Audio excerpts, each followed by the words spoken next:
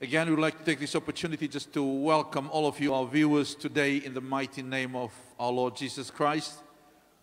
We thank God for your life and for the opportunity to be worshiping with you this morning. Dapat kami pinakatatal tengah namun imbula tahu dosara na tigo bata kay kenda na single level ni kuwa. I'm a firm believer that God doesn't make an accident. Second daw doon na bakadal kaya da kaba na kalo. Kaya nimbalambali na no may tigo kaya ni kuwa kaya bakam nang osingan ni maraw taga tumay. Second tigo ni bakadal kaya velo malang ya.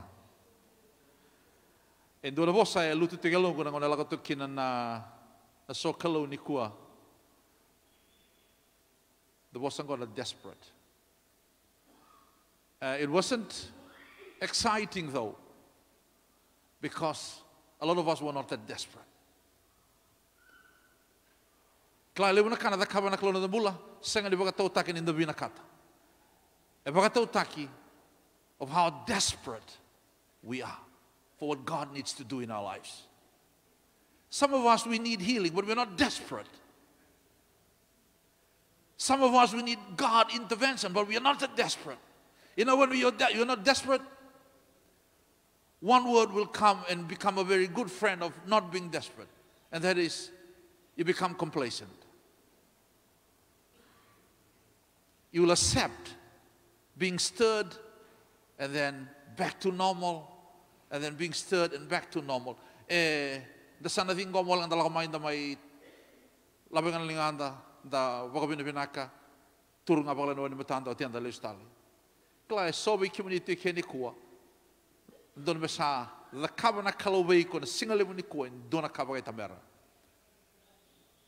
Sembera ni bera. Na bono ndambe tikene ni kuwa na lagot tiko na luto ni kuwa. Mbera guys, you're gonna be desperate for what God needs to do in your lives. You're gonna be desperate.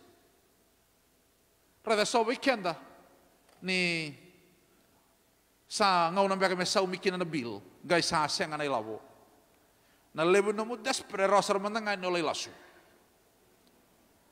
O masu samber-amber ni besa mana kalawong giri, samber-amber ni sobi mana munggiri, olay tuki-tuki sa senga ni guys solman dona ka, olay baka sa matakatalin dona ka mo da kaba because you were desperate.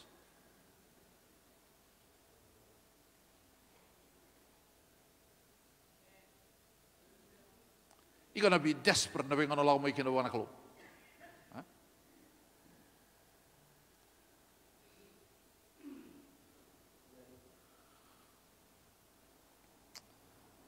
I saw in my spirit ni wandambe tiko ni kuani, there's a lot of people that really need healing. Gai wasa tali tiko na kalawaya, esa confirm taka saranga. You know, but the problem, you were not that desperate.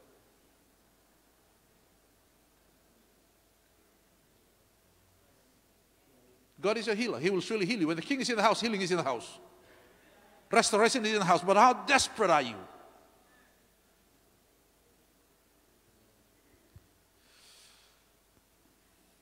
I'm going to speak to us today on a subject that I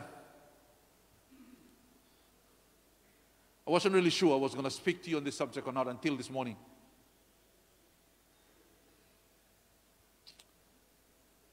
A subject that not many people find it interesting to talk about, but I do. A subject that, when you understand what it is, it will set you free and it will change the perspective of how you live your life.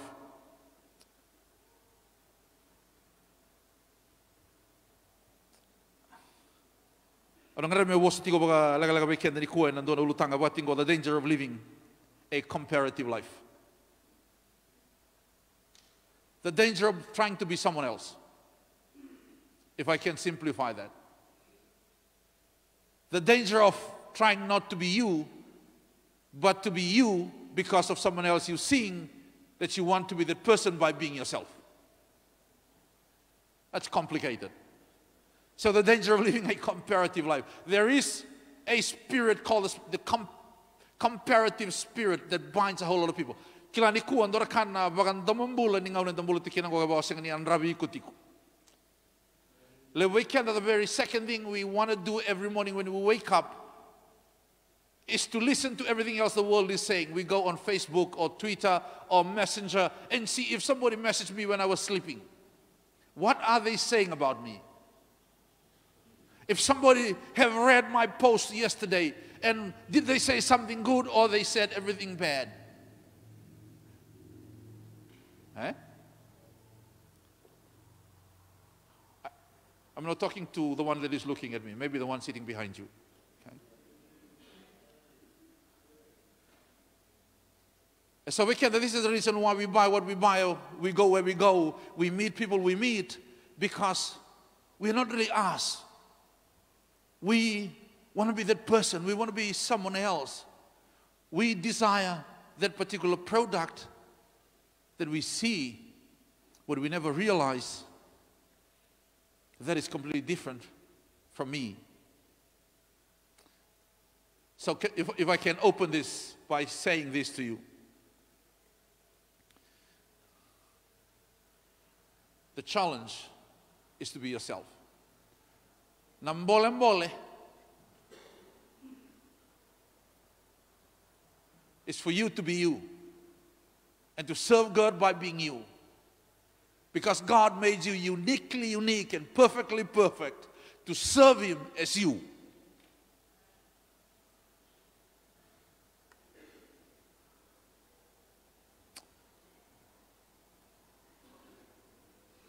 You know, when we teach, when we preach, when there's a lot of noise and a lot of amen, hallelujah, yes, preach it, we know that we are stirring emotion.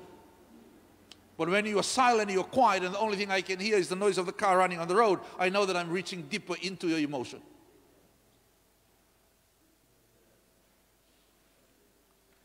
So I can understand. Okay? Now we live in a time where everybody wants to be in the moment. I'm going to get into some scriptures. We live in a time when everybody wants accolades. We live in a time when everybody wants to be somebody. There's almost no public space for yourself and for myself.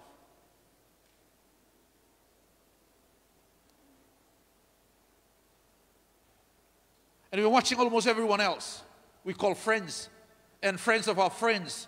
What they do, where they go, what they eat, what they wear, what car they drive, what friends they keep, what restaurant they go to, what they do to their spouse on Valentine's Day. And most of the time we do that not because we really appreciate looking. We want to then find out, can I get one also? Can I also go there? Can I buy the same thing?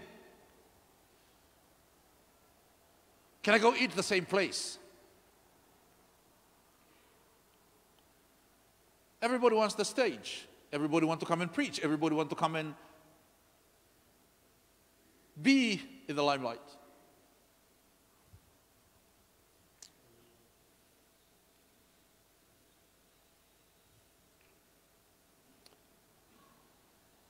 Everybody wants to be better off than someone else. Competition is not that bad. People say that competition is healthy. But what drives our desire to be better off than the second person, the person beside us, the second person beside us, our neighbors, our friends?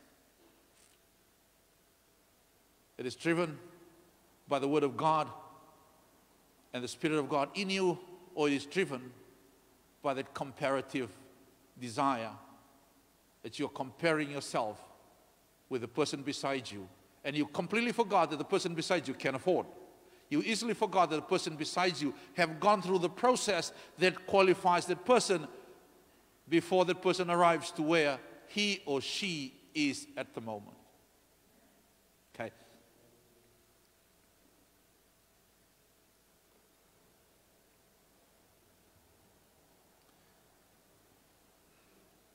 You know, a study shown that about 70% of people, this is what they feel. They feel that they're not good. They feel that they lack. They feel that they have not enough, or they're not good enough. They feel insecure and they doubt. And one of the things that happens to people who feel insecure and they think they're not good and they doubt, the lack of self-worth and self-value is they compare themselves and get their satisfaction when they are copying someone else's life.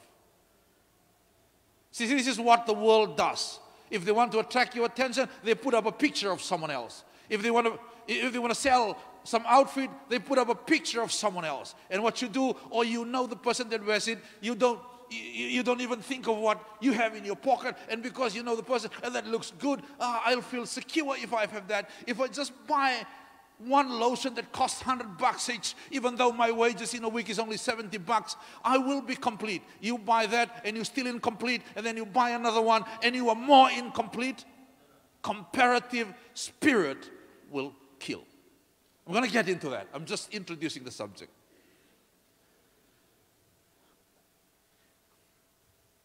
Now, one of the challenges why people compare is because of lack of self-worth and understanding about themselves. Now, I want to start off by taking you to Jeremiah 29:11. I alone knows the plan that I have for you, plans to prosper you and not to harm you, and plans for the future that you hope for. Okay?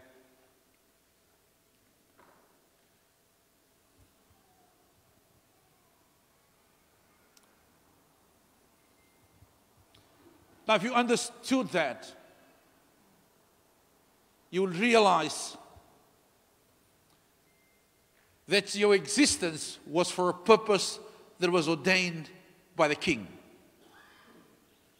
Because the reason why He allowed you, because He has a plan that has already been developed for you. Now, He has the plan. He's going to build you.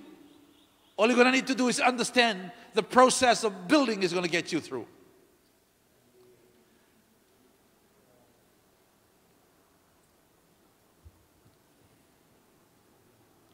Now, a lot of us, because we don't understand that, we never really accept us as who we are and the process we are going through. You know what happened? We compare ourselves with our friends. And what our friends think becomes the driving factor of what we do with our lives. If our friends think that we are unworthy, we feel insecure.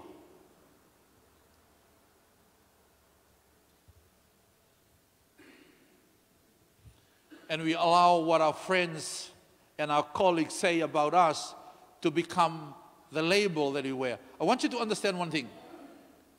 Do you realize that the way you live your life, you brand yourself every day? People can see your insecurity, and people can see if you are comparing yourself with other people. It can be seen. I'll take you through some symptoms for you to understand what I'm talking about.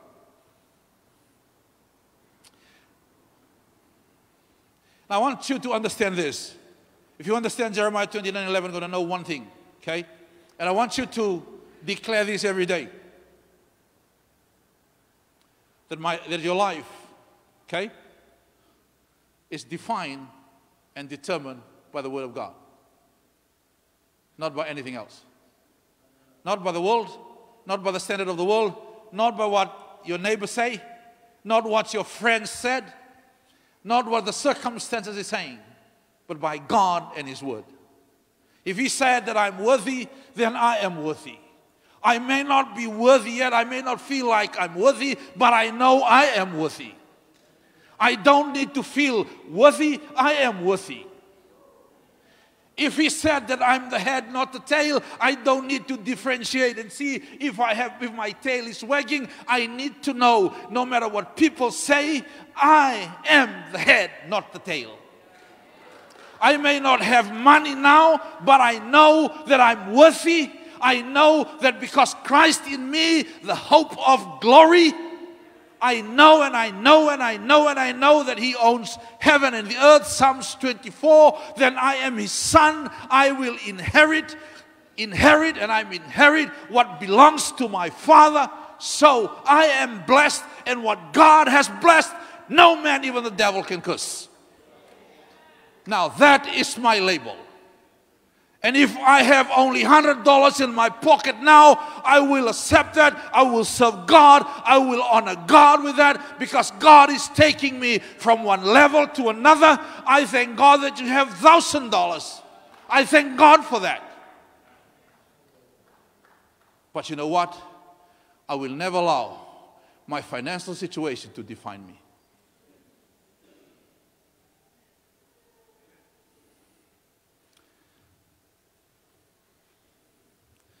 Fact number 2.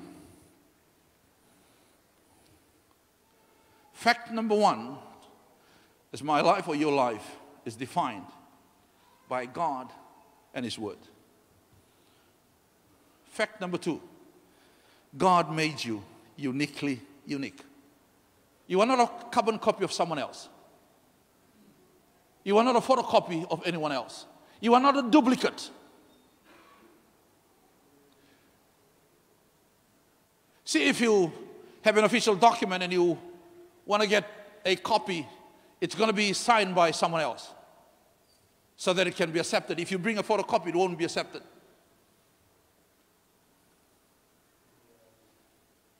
All you need is to be born again. All you need is to give your life to Jesus. That is the zeal and the deal to get in. Once you're in, you're going to need to understand that you're made uniquely unique. You may have physical disability. That doesn't define you. That doesn't mean that you are not unique. You may be raised by a single parent. That doesn't mean that you're never unique. Those are circumstances of life that you're going through. You may be unemployed now, but that doesn't mean that you're not unique. And you're not the first, and you'll never be the last that goes through this situation. You will never be the first, and you're never the last. So why are you making it a big deal? Ooh. See, a lot of us want to be hero and want to be known for nothing. Okay? Now, know one thing, fact 3, that God never wants you to spend your life and the rest of your time and your energy that you could use more usefully for Him, comparing yourself with someone else and wanting to be someone else. Let me take you through some Bible verses and then I'll jump back to the core of what I want to share with you this morning. Romans 12:2. It says, do not conform to the pattern of this world, but be transformed by the renewing of your mind. Then you will be able to test and approve what God's will is, His good, pleasing, and perfect will. Now let me take you through to Galatians 6:4 and 5. Verse 4 says, but let every man prove his own work, and then shall he have rejoicing in himself alone and not in another. For every man shall bear his own burden. Okay. Now I want you to understand, this is a challenge we face in this modern age that we're living in. In the production world, if you want to develop a product and you want to sell it to the market, you're going to have a very huge, and if you want the product to go on sale quicker, you will need to come up with an advertisement package that will push and propel the product to the market. And a lot of what is used is comparative assessment. We do what we call benchmarking. We find someone that already exists in that sphere, and we see their strength, what they do, how they do it, and we tailor what we need to do so that we can force our way to the level, attract the customer that they attract, and if possible, split the decision-making of the customer and turn the customer to us. Now that's in the commercial world, and that is what is happening in the real world. That's why you see billboards that companies pay thousands of dollars for just to be standing there. You may underestimate the power of the mind when you see those things. People make decisions on what they see. You see something and you evaluate it, which you're comparing it with something else. You make choices every day based on what you see. It's one of your most powerful senses. That's the power of observations, the power of mind that the world uses very well. A lot of you read magazines. The easier thing that clothesline company does is they get in celebrities to come and pose with their clothes. Nike does that. Puma does that. Adidas does that. And then everybody wants, oh, we all like Usain Bolt. You haven't seen Usain Bolt in person. But you buy Puma because you like the way Usain Bolt poses every time he finishes his race. And the kids, they buy it. Power. Change the way you do things. Now that's what the world is doing. Remember, you're in this world, but you're not from this world. Paul, speaking to the Romans, said, you're going to do not be conformed. Okay. You're going to be able to understand the difference between what you can do, what you should do, and what you should not do. Okay. Now, I'm taking you somewhere.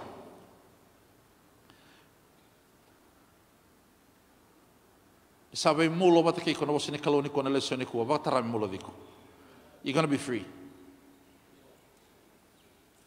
Now, one thing you need to remember, you will always be accountable for your action, no matter what. There is a law of cause and effect.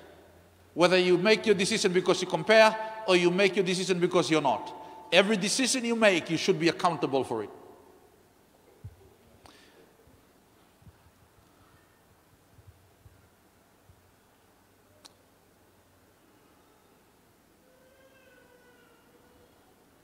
You will have to. You can't avoid that. Every decision you make, whether good or bad, you are responsible. Now, when you're living in denial, you'll always blame someone else. That's what a lot of people who compare, who make decisions because of their comparative spirit. You blame someone else. You make a decision and you blame your husband. You make a decision and you blame your wife. You make a decision and you blame your children. Or you blame your boss. I think I said this to somebody one day. I was counseling someone and I asked this question. Did somebody open your mouth and give you a bottle of beer? Or you did it yourself? So if you did it yourself, blame yourself. Okay? So we are accountable, supposed to, for every actions that we do and what we don't do. We are accountable for how we act and how we react. Let me rephrase that. We are accountable for how we respond and how we react and how we act. Those are two different words. React and respond. Now, react is emotional. Kaya kani rin mo mo tangan tao ko mo tarang rin di utimuni. Ebida bir na utimuni tangan and daw react siya bale. Huh? Ni mberangan nakakana sa speaking tongue. That's react.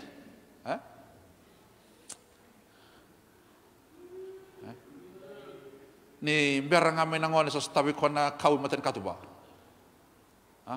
Rado kenda tau se rauti kenda tau mai ato sa lago do rumai si tau kun mai solieti ko na kasi nandun mesa them. Okay? You're accountable for that. You are. Kaya ba kao lai kamba tiwuni niwe angay o lutira? Oy ko na sinran bitek sitani.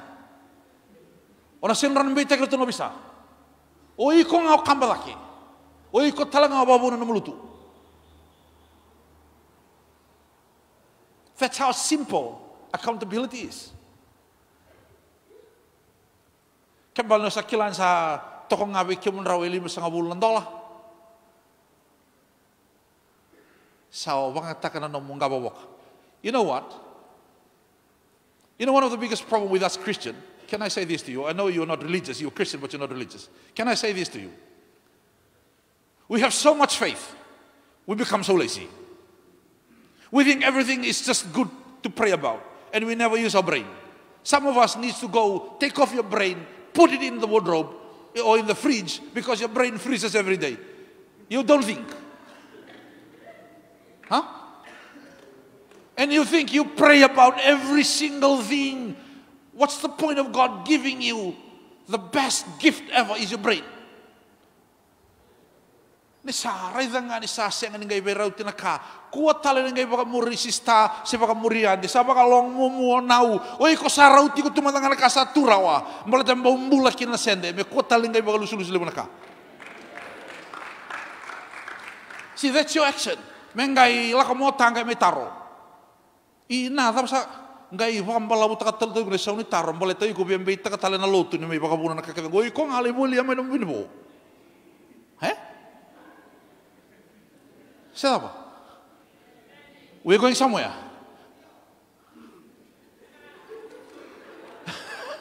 Hey! Aida. Au kila ni tabiati ko na emotion. Au nagaluso pa ko malora. We can't blame anybody else for what we do. My children know this. We give them money. And if they don't tithe, the supply stops. They have to be responsible. You're going to teach your children to be responsible, you have to be responsible first. Eh? If I disrespect my wife with money, she knows what to do, because she's my financial manager. Huh? I can teach you about financial prosperity. I'm not the financial manager. See?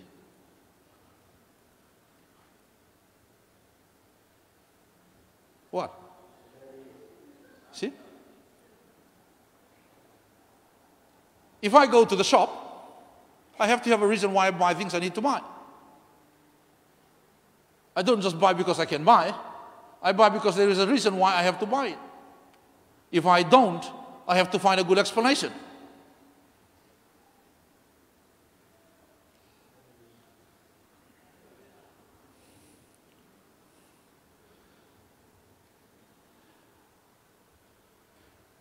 There's a saying that goes like this. We are the master of our own ship, the creator of our own destiny.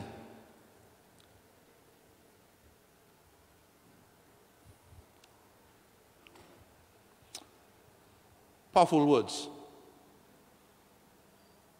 Where you going?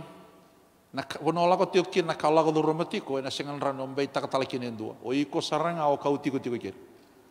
Eh? Okay. Now I want to share with you a couple of things. Why I said the danger of living a comparative life. Now, comparative life, I'm going to borita kingo. Kila kaya na ungito na Simon says, Au kila ni walo tuko kemuni Christian, you're not religious, okay? If I say Simon say, you took on a Simon say stand, you're going to need to stand. So what you're doing, you are doing exactly as I say. The key is because I said Simon says. But there's no Simon, only someone say that. That's comparative. You can have the kawan kang already taken the kawan about murmuriao. Kila is sona kauna the kabarao, you can see the kabarao. You can give a murmuriao thing about the Kusinikalo, you can have already the kabaki na kaiko, via the kabatiko, the kabati.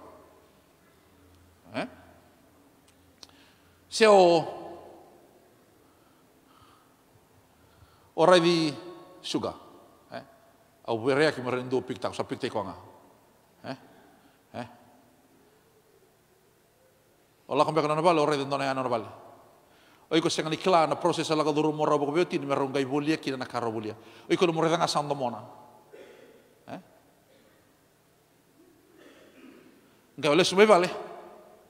Oi ko senga mo dani kila na non rau sacrifice ro me gai bolia ko senga bota taro. Ola nga mai sama sanga we no mundo tase we watimu. Men dua saranga na kasaranga undo bina kata tiko. O tia sao lako saranga iko leba kata taro. Sing leba taro be rau anti sugar sali taro talbendu. Sao lako saranga be kot se be dei. Ngalakan kartu beto iyo $1 deposit. Oi ko sarada nga mandol po siya sa somo sara bu. Badra kanga tu mutangan dono sa kamul. O senga tu ni kala ni rutu be kana ndol tolong. Sa lako tiko na mo sau mi sabe suki ko tiko. Ni sa lebu tiko mai na kandon mo sauma sa lala tiko mai na tanga. That's comparative. So we live all tonga. You read a magazine. You see maybe one of the celebrity, the way they do their hair. Sangga wabu ko, ooh, I want that hair color. Sangga wabu ko sembar mandangani oboli arauti ko na lunch. Sangga be wabu ki melai dakana ulum me vana kenerai. See? Now you can laugh, but let me take you through what comparative life does. It's a thief that steals your peace and your joy. Because every time you live under that spirit of comparison, it robs you from you and it's going to rob you of your joy.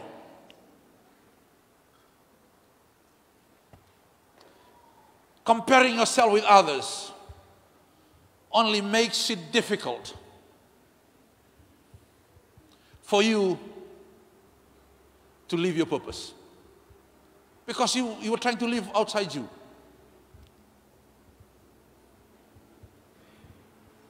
That's why it takes away your joy. Baletana no mumbula focus to you trying to please yourself by not being yourself and you want to be someone else. Pinakata mo rongo wata kiaw.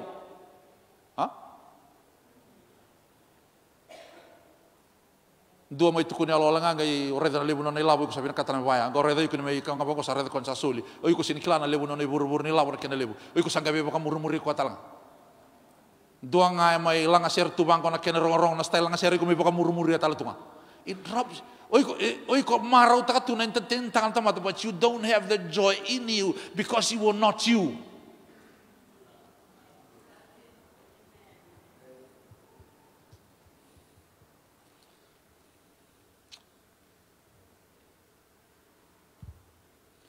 You know, one of the reasons why it robs your joy, because what it does, it just doubts your worth. Because indirectly you're telling yourself, I'm not worth it.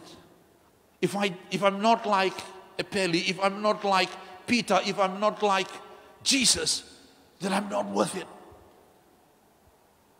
Then why Jesus died for you if you're not worth it? Why the blood of Christ wasn't enough for you even? Right there. You're worth it. You're worth everything. Just being you. So stop trying to be someone else.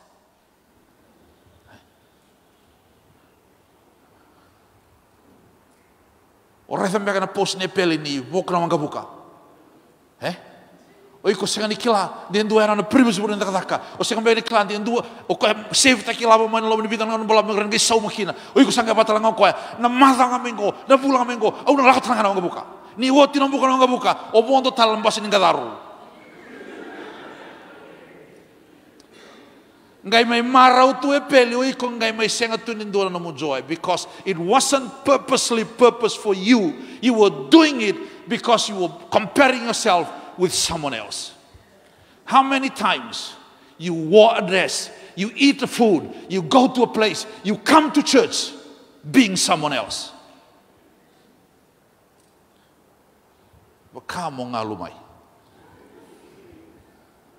I'm coming home.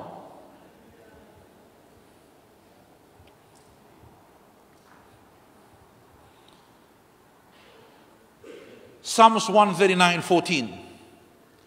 I praise you because I'm fearfully and wonderfully made. Your works are wonderful. I know that full well. I know, I praise you because I am fearfully and wonderfully made.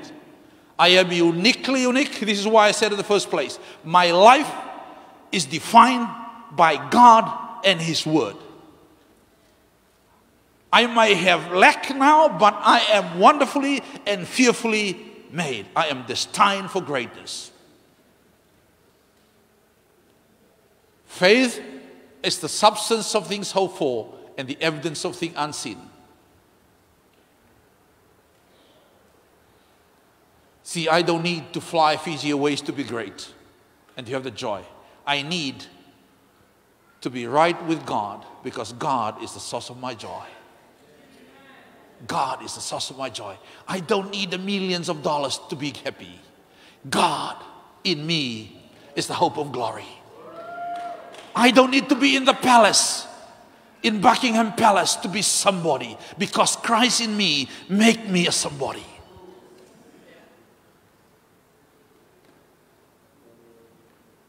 I want to have the joy because I want to live the life that God purposed for me, not for you. If I'm uniquely unique, I'm purposely purposed for greatness. Then I want to walk my own journey. I want to map my own path. I want to be myself.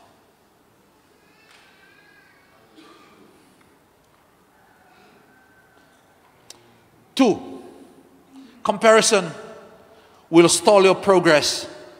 Okay? And a taro mo ko na namutoso.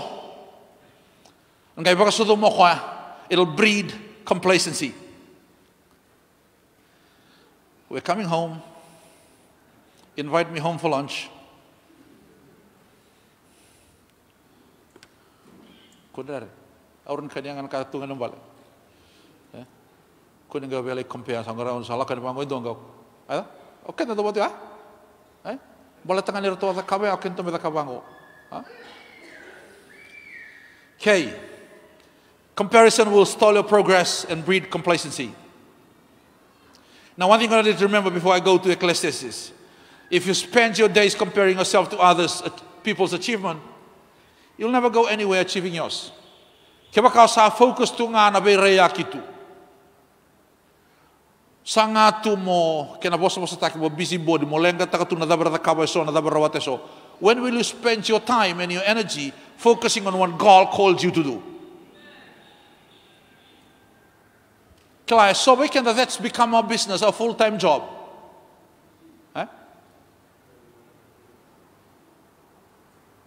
Nandula sing nadaki can don't exercise. Manila ko may imbu kaya kaya cell phone. Muna ngayon nabi to kaya meron na awas itolu.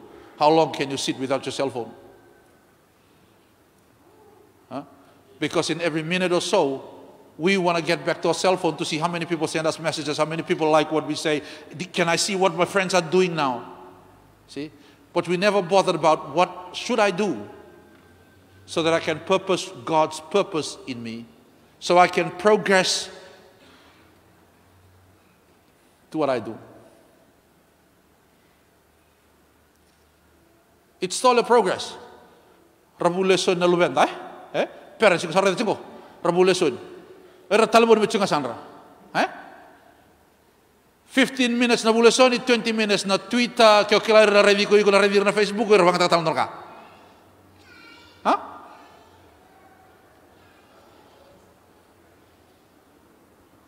Because they're comparing what they do and what their friends are doing. So what it does is stall their progress on what they're doing.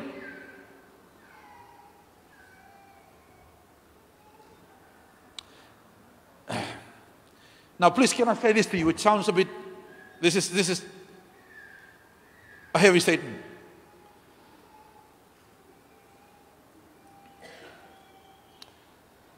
If you're wasting your time focusing and comparing yourself with others, you're going to miss the opportunity of investing in yourself on what God called you to do. We want to join ministry, but we always want to we always want to be someone else, not ourselves. I want to be a wife, but I want to be like that lady.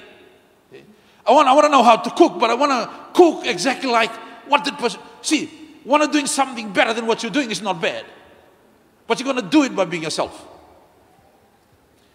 Joining ministry is good, great, but you're going to join the ministry being yourself and on what God equipped you to be. Okay. Don't join ministry and you just want to join the healing ministry because you want the limelight and then at the end, the ministry moves on and you move out.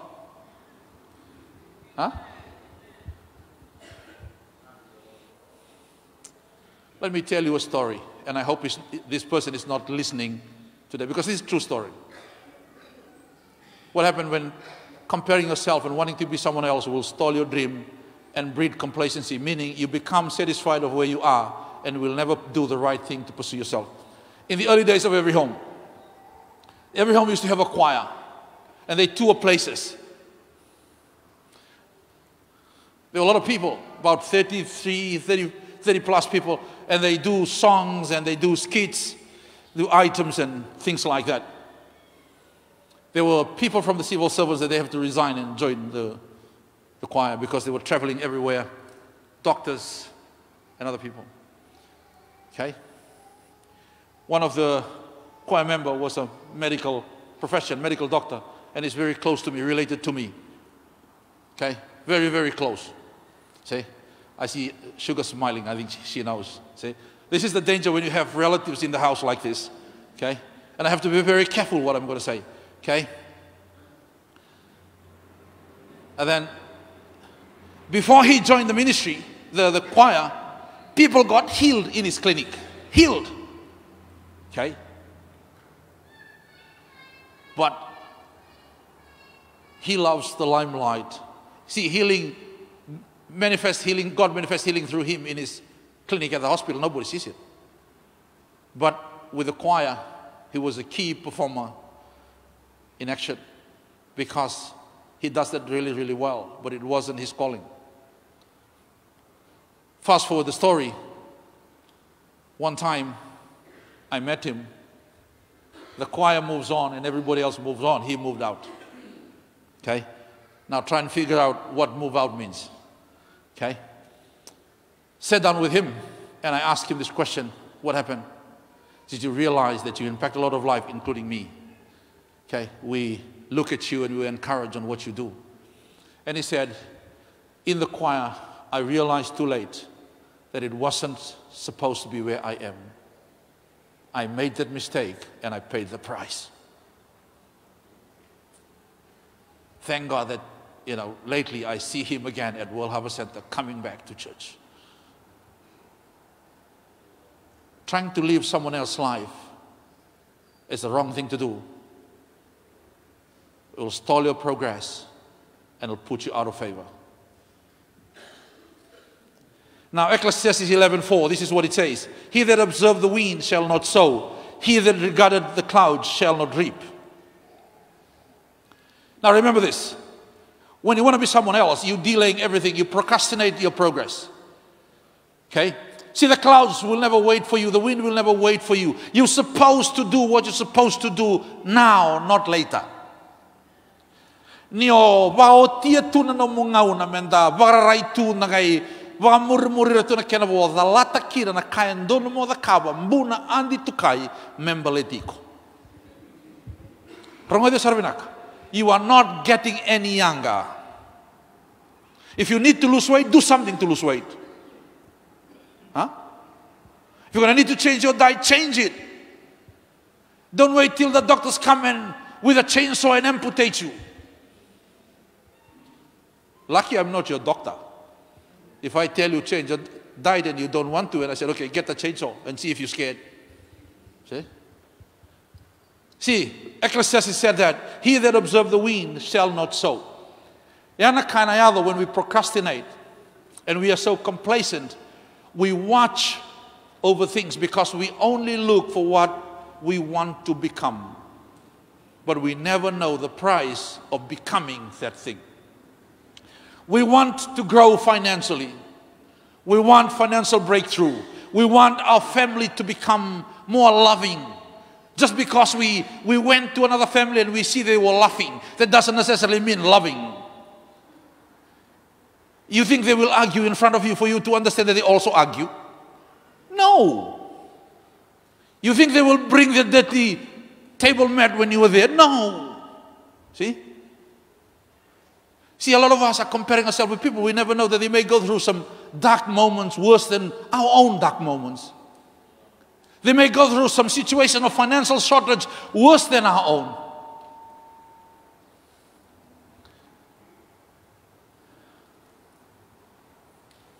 It's time not to waste your time on wasting time. Okay? Ngona ngau na mesakun na kay bakalusing na bakalusing na. Ngona bakalusing na. Dan tambol to ang kay wara ka to, wara ito ka wara dol to ngon kampas. Your comparing spirit stall your progress. And what it does, it gives birth to complacency and to procrastination. Na lokuyara. See, if the person you are watching haven't done an investment yet and they may never come and tell you that they're investing money somewhere. O iku sangay wawatu. Ngao kinda dala sa andabo mai dona mot kabo. O iko no muredanga no moto sini kala iko ko investment ngale bulia. O iko no muredanga o beba moto kamba di ko bare ko tonga. Ngao belin di na umai. Nrendro ko ya mbuno iko.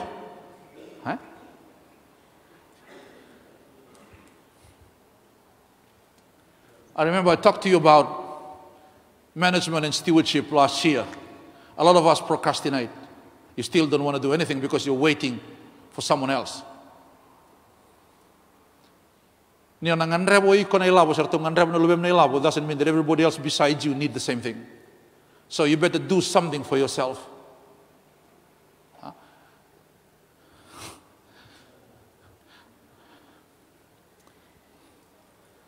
Third thing, you can't physically change who you are. This is the reason why you don't really need to compare yourself with anyone else, because you can't move your ear to your forehead. Can't. You can't get a piece of timber. Mongai semata kineba moron balabudaki.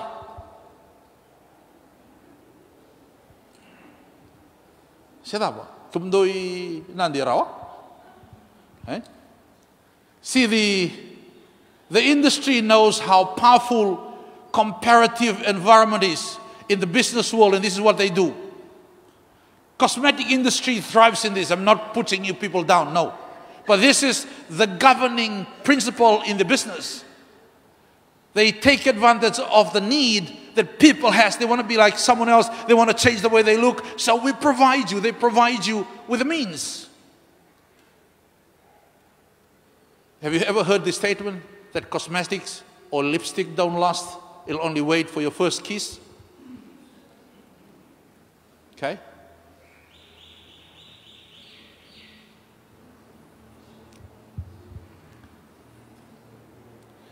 Now remember this. The reason why I said that you cannot change you physically is this. You will always be you till death. You were born yourself. That unique identity that you carry when you're born, you will carry till the day you die. You are you. So stop living, giving. I'll dramatize this for you. Say, for example, that's my end, and this is where I start. I was born with my identity. God knows my name here, because even when I was in my mother's womb, He fearfully and wonderfully put me together, secretly in my mother's womb. He called me by my name. He has a plan for me while I was in there. That's why my mother and my father participate in that holy process so that I can come forth. Now, my identity at that point is the same identity to Christ at the end. You cannot do anything physically. You can change the way you look. You can change your physique because you can eat until you burst. Or you can drink kava until you have 2 layers of skin over your body. But you know what? You will always be you. Kakua nengai sanga. Mabako tira no muy dengo no mongono no muyau. Trying to live a life that's not yours.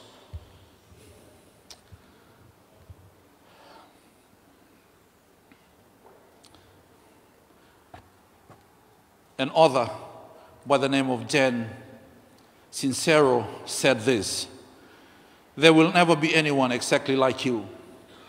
You were given special gifts and talents to share with the world. And even though everybody has special gifts and talents, nobody will use them quite the same way as you do. I like that statement. Do you know that you are uniquely yourself? While everybody else around you are gifted, they can do things, it's the same thing as you do, but no one can ever replace you.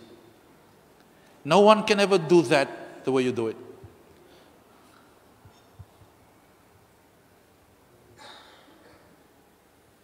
No one. Now when you understand that, you're going to start valuing yourself and start valuing the people around you. Because you have around you are unique people that God allowed you to have around them. Your wife, your children. You're going to create an environment where they become who they supposed to become, not who you want them to become or who everyone else wants them to become. Today a lot of children, they're committing suicide because of what people say about them. And a lot of them don't come home and tell their parents what they're going through because mom and dad are at home, but they're not at home. They see you at home, but you're not at home. They know you at home, but you're not at home. They may be in church. They're too busy in church. Because you say, oh, I just go to church, God will take care of our children. When the children go through those pressure at school, they want to talk to his father or mother, not the pillow.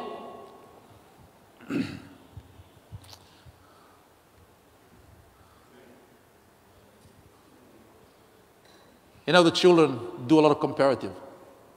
They compare about you, their parents, with somebody else's parents because they tell stories. They compare about their friends and you. The first husband a girl look at is a father. The first wife a boy looks at is his mother. That's comparative. If you were portraying a wrong image to your son and to your daughter, they're going to compare you with someone else. They know what they're going to do? I'm going to go for what I miss. Okay? Now remember this, what Jen Sincero said. There will never be anybody exactly like you. I want you to celebrate your uniqueness and what makes you you. This is why I always love Peter. Peter, the Mr. Fast. You call him Mr. Fast, you call him Mr. Doubter, Mr. Being Afraid. But you know what? Nobody else in the history of the world has ever done what Peter did. Walk on the water. Peter didn't compare himself with the disciples, didn't worry about what they think, didn't even worry about, whether that moment might come again. All he did is, Jesus, if that was you or this is you, bid me to come.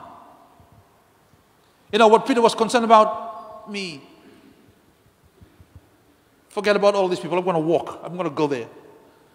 Imagine when he starts lifting his right foot over the edge of the boat. Okay? Philip might say, Peter, everything else you do it with me, but what about this time? Okay? And Peter might say, Philip, if you want to sink, come. This step is only for Peter. Because out of this group, there's only one Peter. Huh? What is it that you're afraid to do because you're so bothered about comparing yourself with the crowd around you? Stop trying to make everybody else happy and forgetting about what is there for you. Oh, I want to do this, but I'm not really good at it. Then find what you're good at and do something about it. Find what you're good at. Stop focusing on what you're not good at. You will always find what you're not good at. See, what you look for, you will find. Definitely. 100%. So find what you're good at. And stop waiting for the perfect time, because the perfect time will never come. This is why I always tell people, you will never find a perfect woman, you'll never find a perfect husband. You'll never. If you are praying for a perfect wife, perfect husband, then you are dreaming. You are dreaming. You should go to Disneyland and dream with them. Now, youths, listen to me very carefully. You will never find a perfect girl for you. You will never find a perfect boy for you. You're supposed to cultivate the person you marry. You find a God-fearing one. and work to develop her.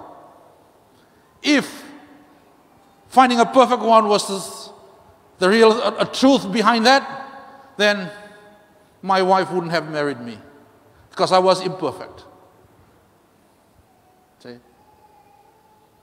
I was imperfect. I'm full of imperfection. That's why I remember, I think she still remember, I used to say this: if you will find or focus to find the wrong in me, you'll find thousands every time you look.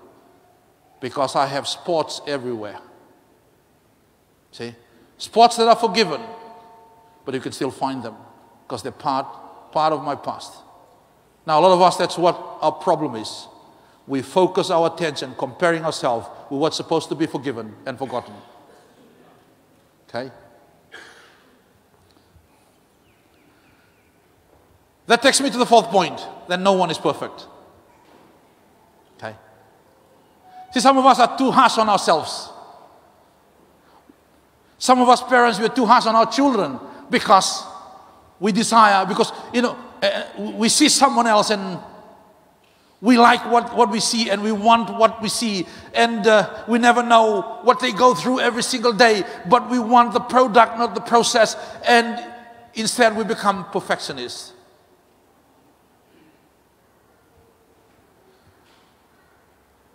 It hurts, to be.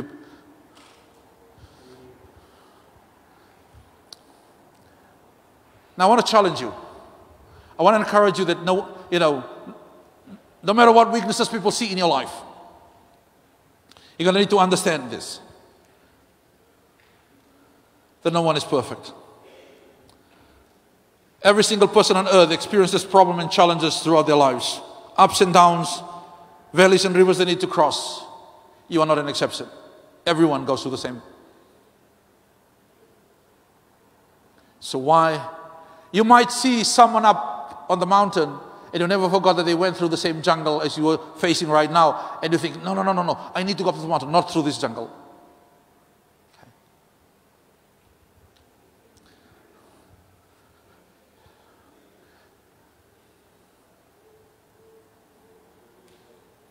No one is exempted from the process and the failure of life.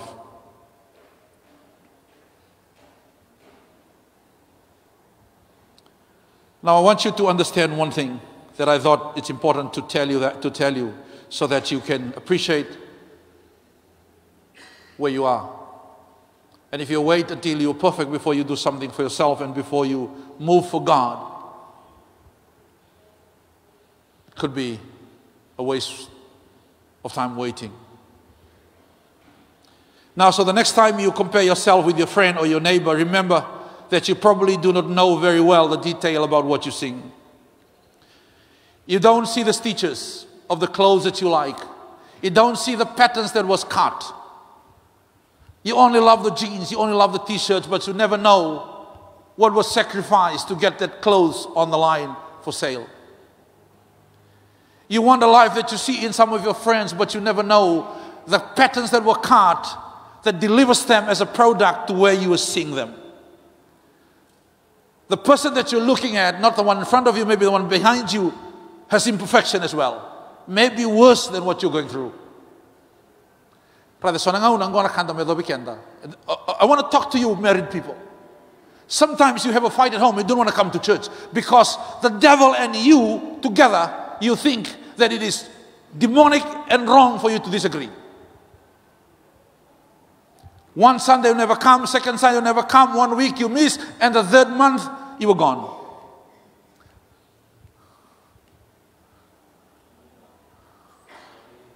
Because, and this is what the devil will tell you, this is what imperfection will tell you, because you forgot that you are, that no one else is perfect, and he will say, they will think that we are no good. I wish you walk into my life when I'm in that moment of imperfection. I wish you walk into your pastor's life in that moment of perfection, and you will understand that we'll all go through our shares. It's how you deal with those imperfections that matters. Okay? Oh, Niyo sama speaking tongue to kya. See, that's the stage performing. Those people also have those imperfection moments. You are not alone. Okay?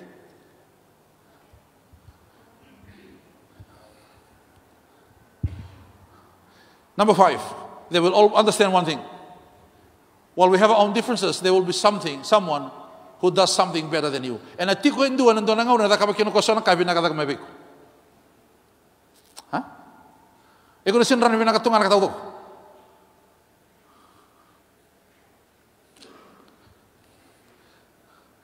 I know that this point may seem a little harsh, but it's a reality. There will always be someone that will be better than me at something.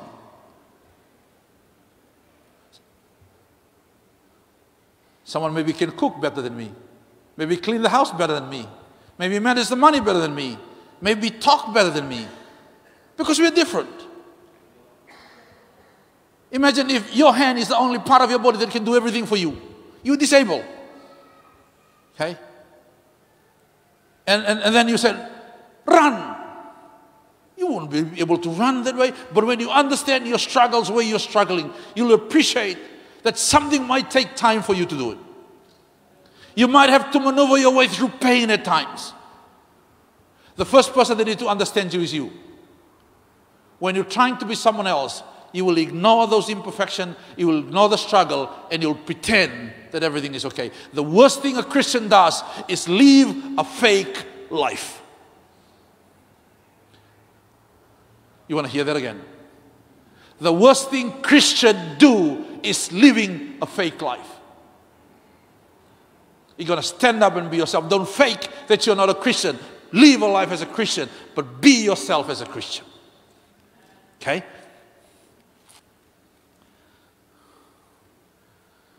Some of us, we have high goals. We set high goals. And when we work with people that are better than us, we feel insecure. We feel afraid. E so manana una non da male ado tiga. Ani so weekend e andare di sono di toccane ra da cabe sono kai bina kada weekend da vengati e. Au sing ni bosti ko weekend muni na marama. Au bosti ko weekend da taudo. Da uso kina na songo da uado. Mai nei tau na songo na binu. Nanduka.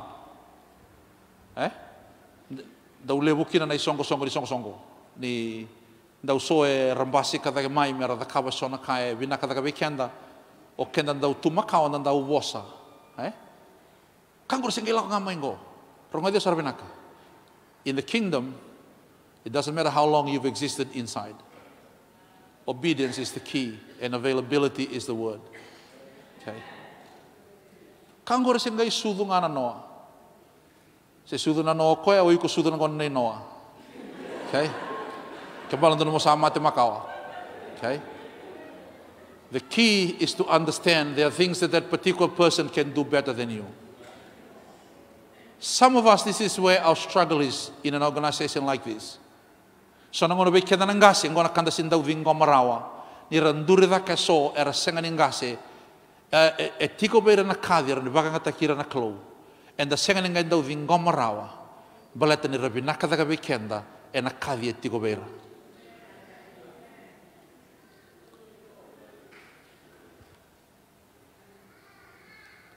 And then the winakata mera tau to batanga kenda ourselves as a benchmark. No, you're not the benchmark. Christ is the standard. Okay? Imitate me as I imitate Christ.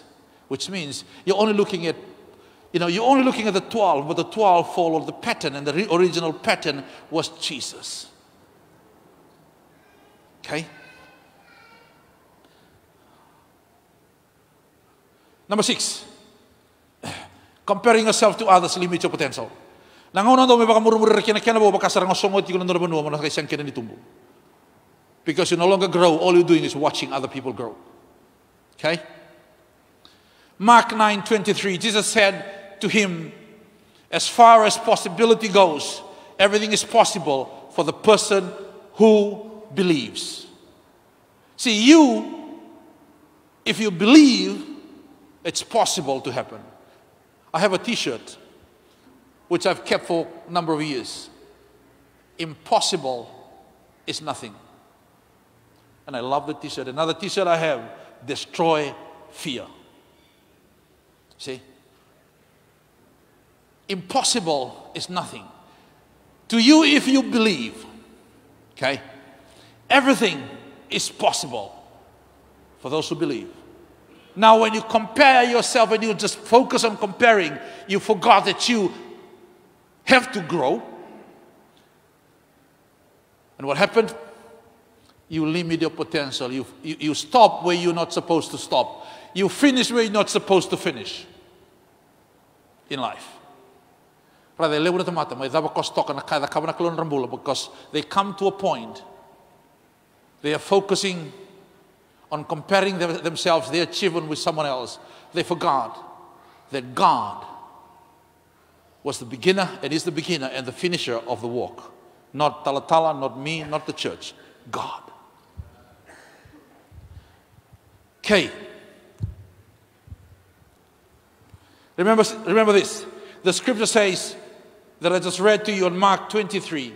It says that everything, okay, is possible.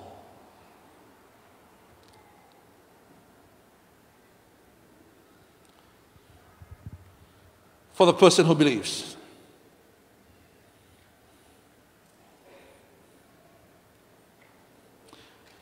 Because your potential, remember this,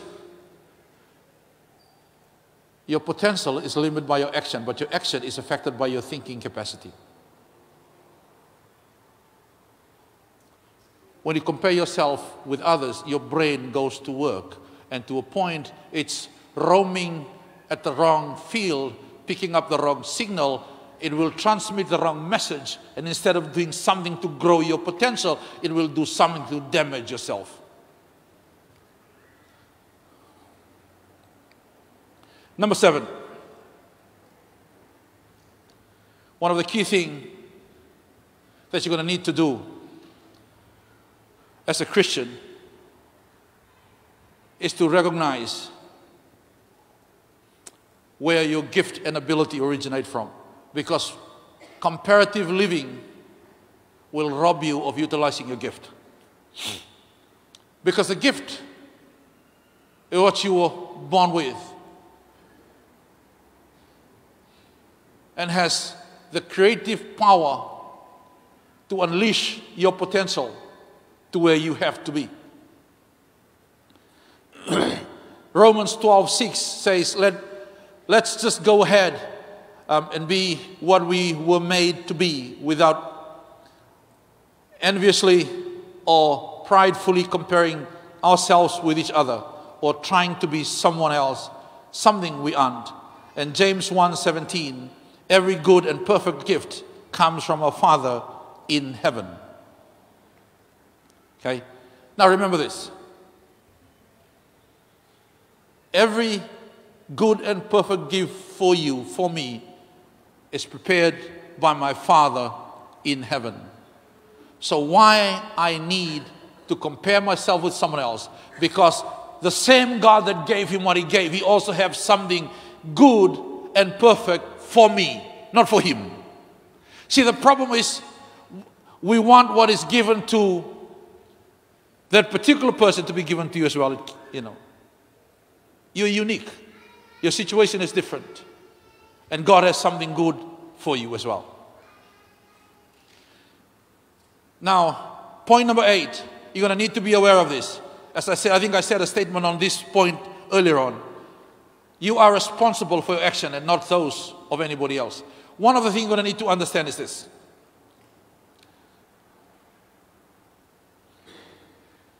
That in every decision you make, in every life you live,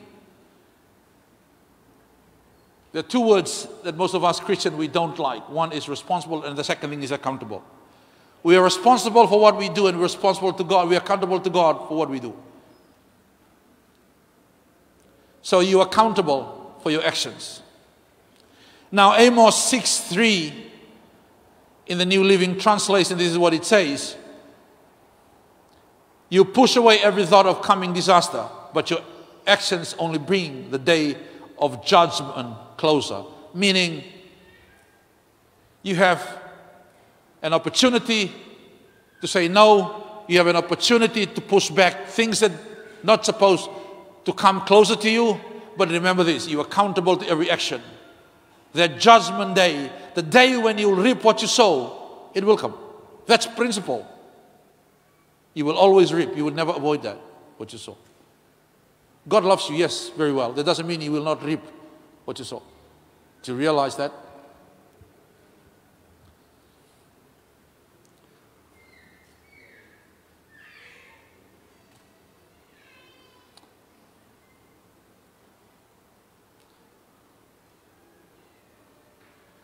Let me finish this. I'm going to run through a couple of topics. I want you to write it down, but I won't go down into detail. Comparison is a trap, and it's not reality. Okay? Comparison creates contempt. Now what I want to focus on is Genesis 25:19-34. Genesis 25:19-34. This is the story of Esau.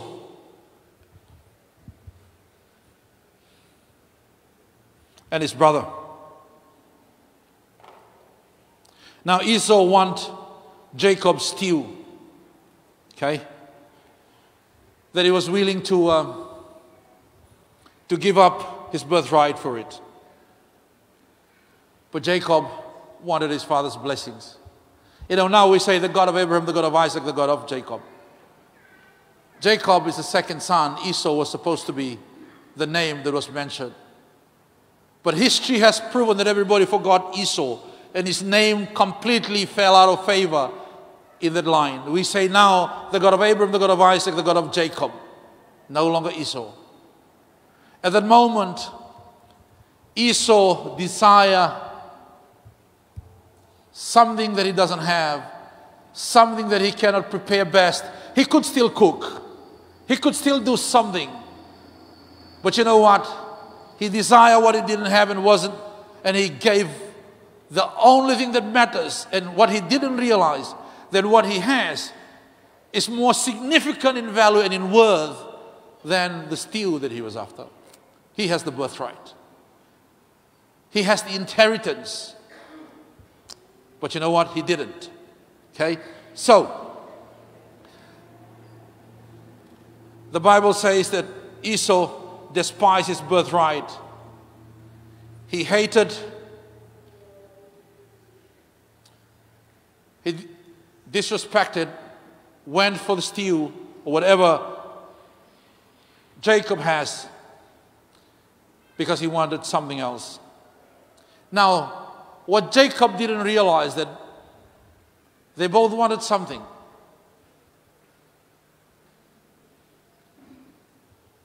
But Esau was better off in cooking what he's supposed to cook. So, things you're going to need to learn from there. When you live comparative life and you make your decisions because of what you don't have that somebody else have, you could end up being like Jacob. And around the other nandun sing ono bagay liakina na kaliwit ti ko nambula. Jacob got what he wants. Esau lost everything that was supposed to be his. How dangerous it is to go after something that you could have lived without. What a steal. Could have grabbed maybe a branch of something and start eating it. I was driving down the hill in Ponape, Micronesia one day, and I looked at the green grass and I said, wow, you guys have an opportunity that you completely don't realize. And they said, what is it? I said, see here, nobody raising cattle. Yeah, but cattle needs those kind of grass to produce the protein that we all go for. But why can't we just eat that grass? See? And they thought I was crazy. See? My point is this. See, a lot of the time, we want to go after things that we don't have. But we don't realize that there are things that we have in its own unique right are more valuable than what we don't have. So why can't we appreciate what you have? Or, than trying to be and lose all what you have because you want to go after the very insignificant thing that you don't have.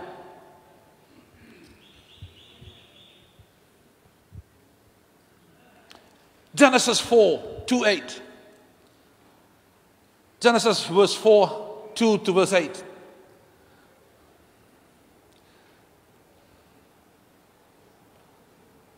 Remember the story of Abel and Cain? Verse 2, later she gave birth to his brother Abel. Now Abel kept flocks and Cain worked the soil. In the course of time, Cain brought some of the fruits of the soil as an offering to the Lord, and Abel brought also an offering, fat portion from some of the firstborn of his flock. The Lord looked with favor on Abel and his offering, but on Cain and his offering he did not look with favor. So Cain was very angry and his face was downcast. Then the Lord said to Cain, why are you angry? Why is your face downcast? 7, if you do what is right, will you not be accepted? But if you do not do what is right, sin is crouching at your door. It desires to have you, but you must rule over it. Now Cain said to his brother Abel, let's go out to the field. While they were in the field, Cain attacked his brother Abel and killed him. Now listen to me very carefully. Comparative spirit, if you're not careful, has the tenacity to destroy you and your family. It'll kill you financially. It'll kill you emotionally. It'll kill your growth. It'll kill your purpose. And it'll rob you of who you're supposed to become. May sound so easy, may smell so simple. But remember, when you understand that you are uniquely unique, you are purposely purposed, you are blessed, you are victorious, not a loser, and not a victim. You were the child of the Most High God. You are the king among all kings. You are a kingdom person loaded with favor and with grace. You will accept your point of difference. You will lift your hand and appreciate other people in their success because you know that that's his success. You will also have your success. When we compare ourselves with others, and when we don't get what we get, this is the very thing that is killing our financial life. It is affecting our marriage life. It affects the way we work and we live with our children. Some of us, this is why we abuse our work. Because we are living an expensive life, because we compare. And what we do when ends are not met, we abuse our right at work. You corrupt. We accept bribery at work. Because of that. One day, one Indian man came to me in the office. I was working in the government for 2.5 years, and this guy came and he said, want to give me some money. I have a piece of 2x2 timber on my table. He was talking to me, and I picked up the timber and I said, do you see what is in my hand? And he said, yes. I said, what is it? He said, a piece of timber. I said, when was the last time somebody smacked your head with a piece of timber? Okay. I'm not joking. That's what I said.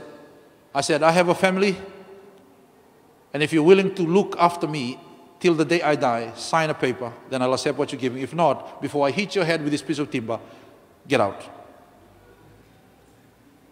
There is no quick fix to your problem. There is no quick fix to your financial breakthrough. Abusing your work power to put money in your pocket will never solve your problem. It will ruin you. It might end into jail. You're going to stop it. I didn't plan to say that. And with all due respect to those we are working, I can't hold it back. I need to say it. We got to be careful. Cain killed his brother out of jealousy. Came from comparison. He did not look at what God wanted from him. He only looked at the fact that his brother was acceptable and that he was not. You're going to need to know and focus on what God wants from you, rather than what your brothers and people around you are doing. To conclude, 1 Samuel 16, this was the text that came to me this morning so that I could come and share this message with you. 1 Samuel 16, when Saul anoints David. Verse 7, but the Lord said to Samuel,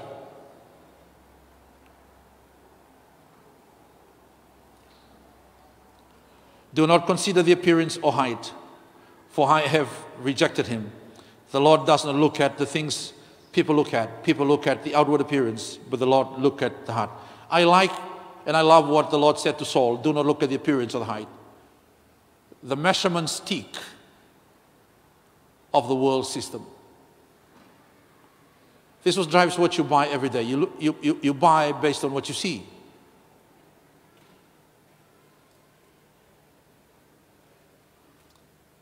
What God said to Saul is this: Saul, you're going to appoint a king, my king, who's going to represent me, which means you're going to use my system, not the world system. Don't judge based on appearance and on height. These are two things that affects a lot of what we do. And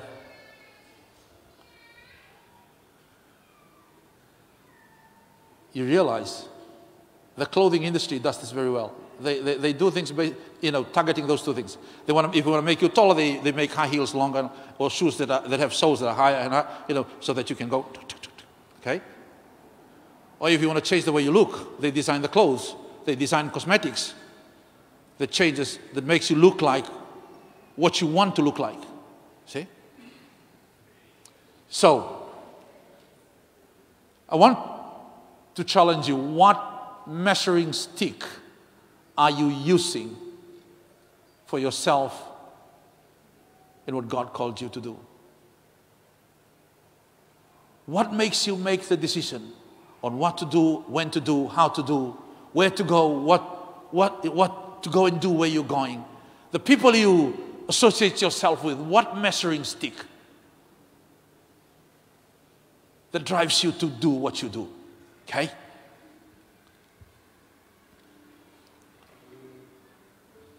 The Lord said to Saul, Saul, do not consider the appearance and the height. In a day and time that it is difficult not to see anything. It is difficult. Open your phone, you see a lot of things. You watch the TV, you see a lot of things. You go to town, you see a lot of things. You hear a lot of things. But what is it that becomes the driving factor of what you do? The problem with appearance and height, it's easy to compare one after another. And come a time, they might be of the same height, maybe a few millimeters different. It'll be difficult for Saul to differentiate. But God was more interested in the man that is inside that physical measuring stick. Now what God is interested in is what He birthed in you. There is something in you that God knows, because God is in you. In there with Him is greatness. In there with Him is exploits. In there with Him is breakthrough. It's not up there on the roof. It's not in your wardrobe. It's in you. Christ in me, not Christ somewhere else. So you're going to understand this fact, that He is in me, not out there. You see, when you go out from here, if somebody asks you, where's Jesus? Well, let me take you to the church. Will you find Jesus sitting here alone? The only Jesus that He can see is you, because Jesus lives in you.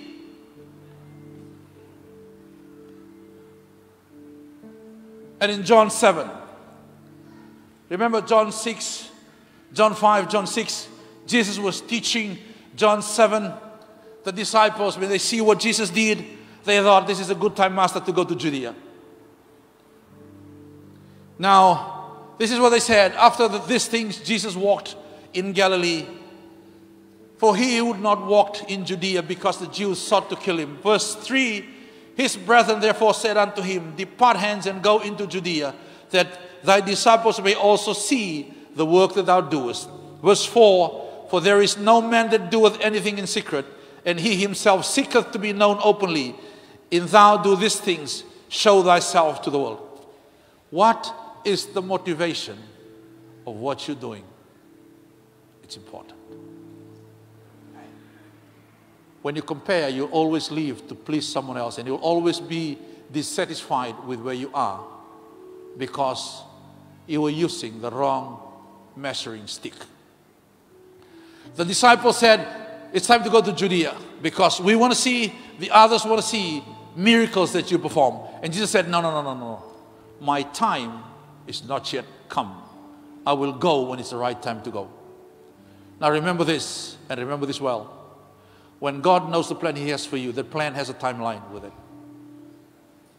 Don't keep God in a waiting, because you're so busy comparing yourself with others. And He has every delivery under your name on it. But then you are not where you're supposed to be to get that delivery, because you were so busy doing something else, because all you want is a limelight. How many of us, the motivation behind what we do, the clothes we wear, the people we spend our time with, even our commitment to church was just because we want people to see us. We want to hide our insecurity. We want to hide our hurt. We want to hide the pain. We want to hide all the impurities. We think, if I grab hold of the microphone, if I sing, if I shout, if I run, if I dance, if I join this, I do this, I'll be okay. But you know what? Jesus said, no, that's not me. I will wait. I will wait. I love to stop there. Know that God has something for you. And the best thing you need to do, don't fast track your success by trying to be someone else. Wait for what God will do for you. Stand with me today as we close.